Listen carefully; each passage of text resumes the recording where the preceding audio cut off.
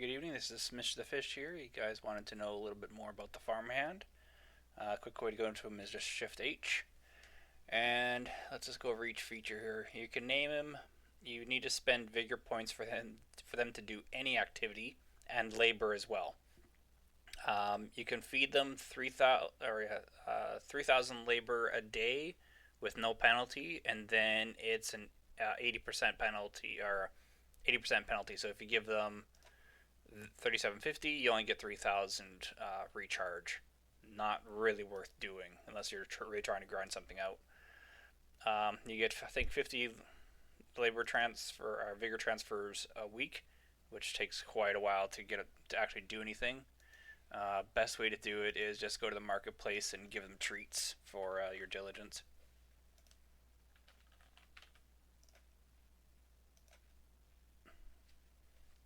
So that'll give you 3,000 vigor, and that's not bad. But it definitely is going to hit your diligence. Next part, the equipment. You can give them a full set of for each profession type, except commerce, and that just decreases the production time and increases the bonus harvest chance. I tried getting thunderstruck trees and had no luck with it. Leveling them up is just literally just based on how much work you've put them through. My farmhound is rank 2, so I can do aqua farms now. Never ever touch. Yeah, you can touch this button here. You can change his appearance to other things, but never ever touch Mark. Yeah. Yeah. This one's like doing a recording.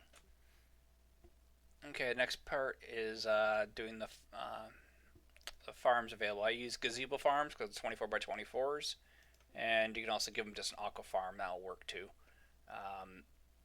And so you select, as soon as I had a third farm slot, which I don't at the moment, you would just put in something like that, a scarecrow design. This is only 16 by 16. I won't use it, but you can store up to 3 of them. And then it will say like what item you want to put into. So with ducklings, for example, farmhand capacity is 1, and the 24 by 24 farms can hold 400 farmhand capacity. So certain things are going to take up more space than others. So it all depends on what it is you want them to do. Prefer them to do something that's really tedious and boring that you would not want to do yourself, and just feed them the diligence and your labor. That's really about it. Don't touch this; it will just cancel the entire process.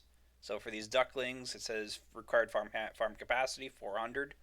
So you really don't want to put any more than 400 on there because of your labor costs. Because each farm holds 400. You could put 600 on one, but that would take all 3,000 of your labor cap. So just split up 400, 400, or 600, 200, whatever you feel like doing. You'll get the hang of it after doing it a few times. So remaining harvest is 4. So the farmhand will collect from the duckling a total of 5 times, and then they'll just mail me in game the items when it's done, and then it'll just continue to farm. You don't need to worry about it or anything. It's literally set it and forget it.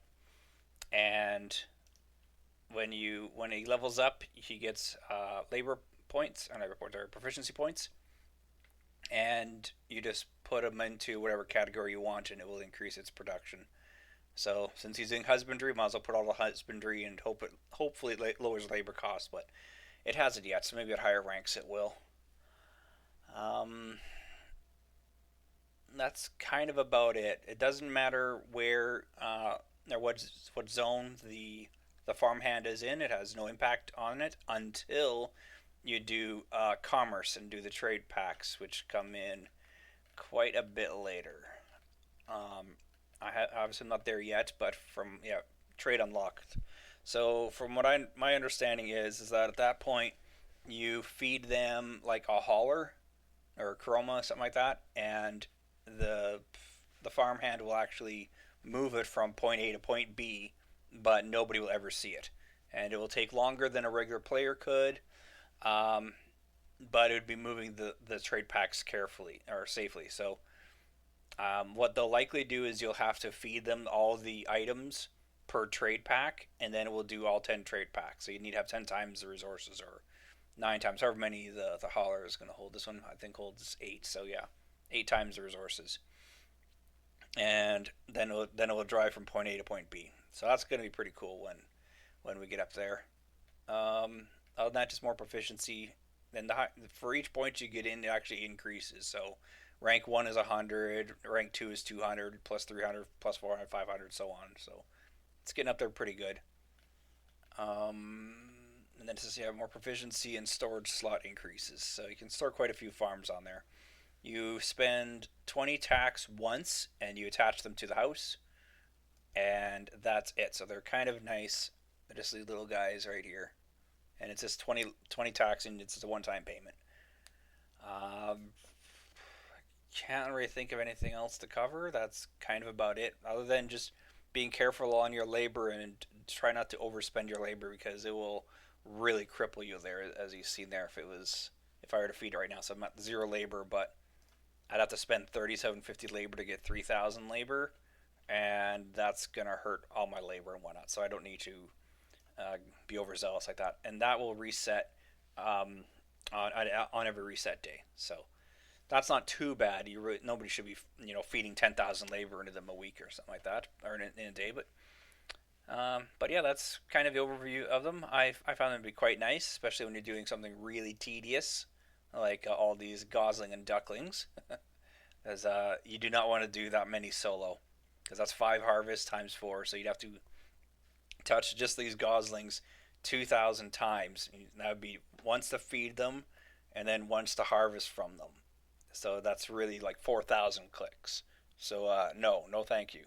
And that'd be 8,000 clicks. No, just feed it to the farmhand and let him automate things.